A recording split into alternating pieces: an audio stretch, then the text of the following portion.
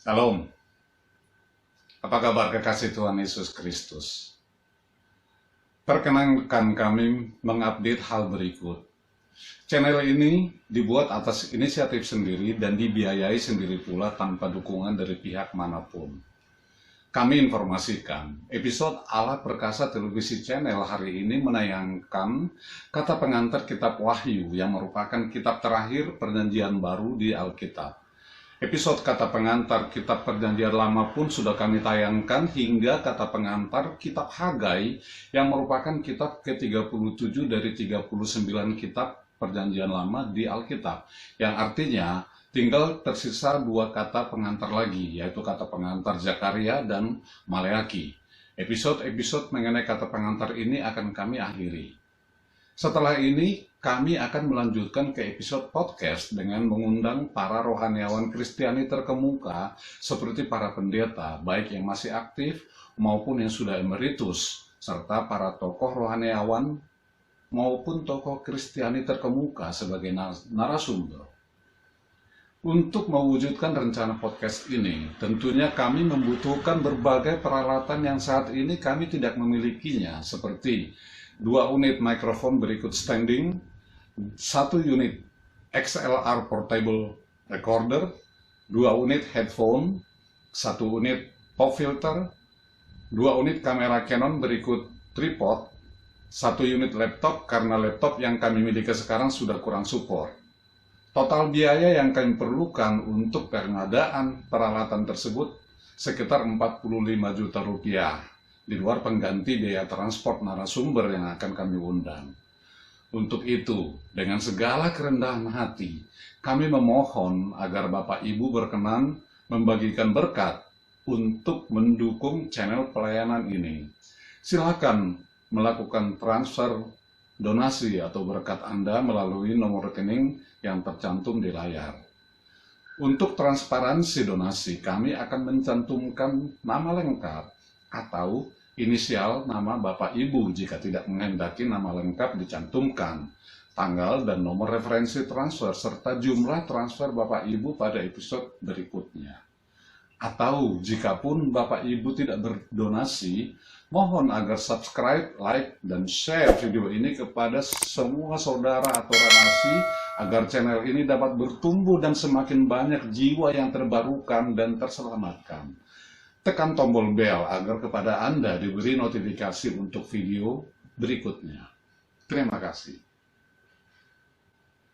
Kiranya damai sejahtera dari Allah Bapa dan kasih setia dari Tuhan kita Yesus Kristus serta Roh-Nya yang kudus senantiasa menyertai kita semuanya. Amin. Pada episode edisi ke-65, Sabtu tanggal 1 April 2023 dengan seri A Book of Full Mystery, atau sebuah kitab yang penuh misteri. Sekarang kita bahas kata pengantar dari kitab Wahyu yang merupakan kitab terakhir dari 27 kitab perjanjian baru di dalam Alkitab. Kata pengantar ini saya kutip dari buku The Student Bible yang telah selesai saya terjemahkan ke dalam bahasa Indonesia. Wahyu atau Revelation, sebuah kitab yang penuh misteri. Mengapa kitab Wahyu sulit dipahami? Berbahagialah mereka yang membacakan dan mereka yang mendengarkan kata-kata nubuat ini, dan yang menuruti apa yang tertulis di dalamnya, sebab waktunya sudah dekat. Dari kitab Wahyu pasal 1 ayat 3. Kekaisaran Romawi mempunyai versi tersendiri mengenai Alcatraz, sebuah pulau bebatuan yang disebut Patmos. Para tahanan yang dibuang ke koloni kerja paksa seringkali tersia-siakan dan mati. Dalam keadaan gersang ini, seorang manusia bernama Yohanes memiliki serangkaian penglihatan yang dia tuliskan sebagai Wahyu atau Revelation, kitab terkuat di Perjanjian Baru. Yohanes kemungkinan menulis kitab ini selama 60 tahun setelah Yesus pergi meninggalkan bumi. Orang Kristen telah bermasalah dengan gereja. Akankah Yesus datang kembali seperti yang dijanjikannya? Kemana dia telah pergi? Mengerjakan apa? Mengapa dia tidak segera kembali? Kitab Wahyu menyampaikan semua isu tersebut. menulis dalam kode. Tidak ada kitab perjanjian baru lainnya yang menyerupai kitab Wahyu dalam hal gaya penulisan. Namun waktunya mirip dengan buku-buku, tanda kutip, kekiamatan Yahudi. Buka kurung, buku yang secara simbolis menggambarkan penghancuran besar-besaran kejahatan dan kejayaan kebaikan, tutup kurung, yang tumbuh dengan subur. Para penulis menuliskan kepada orang-orang Kristen yang teraniaya, cemas akan masa depan mereka, meramalkan apa yang bakal terjadi nanti.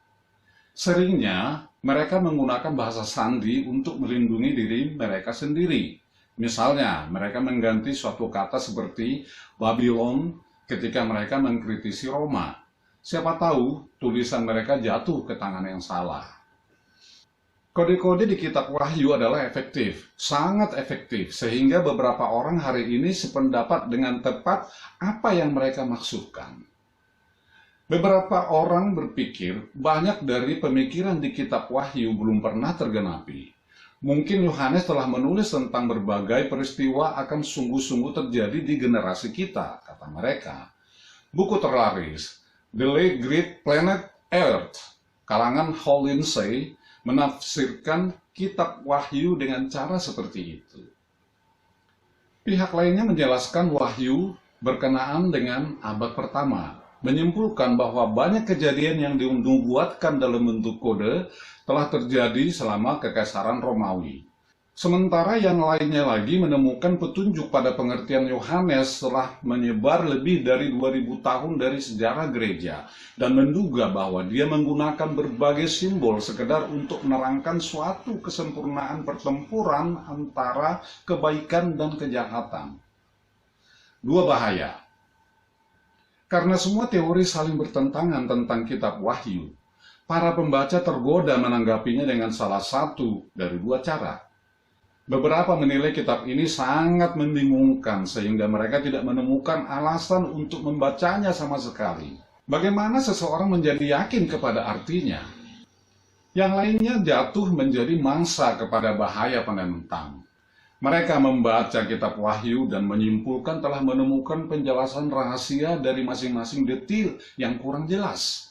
Bagi kelompok yang terakhir, hal ini dapat menjadi sederhana dalam mempelajari bahwa setiap generasi sejak abad pertama datang dengan penafsiran berbeda mengenai nubuatan. Mengapa membaca kitab Wahyu? Mengapa membaca kitab aneh ini? Yohanes memberi suatu petunjuk bagus pada frasa pertama yang memperkenalkan kitab ini sebagai tanda kutip wahyu dari Yesus Kristus. Kitab Wahyu memberikan suatu gambaran unik tentang Yesus Kristus, dan perjanjian lama tidak akan lengkap tanpa kitab ini. Injil-Injil menjelaskan kehidupan Yesus di bumi dari 4 sudut pandang berbeda. Surat-surat mendiskusikan signifikansi mendalam dari kebangkitan Kristus dan apa yang Dia sudah tuntaskan. Tetapi, kitab Wahyu menunjukkan Yesus Kristus dari sebuah perspektif yang baru, sebagai penguasa kekuatan kosmik yang hebat. Ketika Yohanes melihat dirinya dalam keadaan mulia ini, dia tersungkur di kaki Yesus seperti orang mati. Kitab Wahyu pasal 1 ayat 17.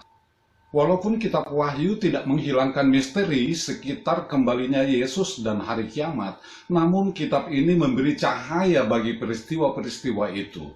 Ini berbicara tentang kebenaran yang berlangsung di setiap generasi pembaca. Kitab Wahyu menceritakan kemenangan masa datang Kristus terhadap semua kejahatan di alam semesta. Pesan krusial harapan terakhir ini sudah dibutuhkan oleh para pembaca awal di abad pertama dan masih dibutuhkan oleh kita hari ini. Bagaimana membaca kitab Wahyu? Kitab Wahyu mungkin kitab yang paling intimidatif di dalam Alkitab. Ini membalut begitu banyak simbol dan banyak detil buram yang kebanyakan pembaca merasa terganggu dengan sensasi sehingga mereka kehilangan sesuatu. Semua bentuk baru penulisan terlihat seperti mengintimidasi pada awalnya. Sebagai contoh, ambil buku fiksi ilmiah pertama Anda yang dipenuhi dengan berbagai nama aneh dan berbagai makhluk yang tidak biasa dan diatur dengan peraturan penulisannya sendiri. Fiksi ilmiah terlihat sangat asing sehingga Anda mempelajari teknik-teknik yang digunakan secara virtual oleh semua penulis fiksi ilmiah. Setelah Anda memahami bentuknya, ini akan membuatnya lebih masuk akal. Hal yang sama juga diterapkan pada kitab Wahyu.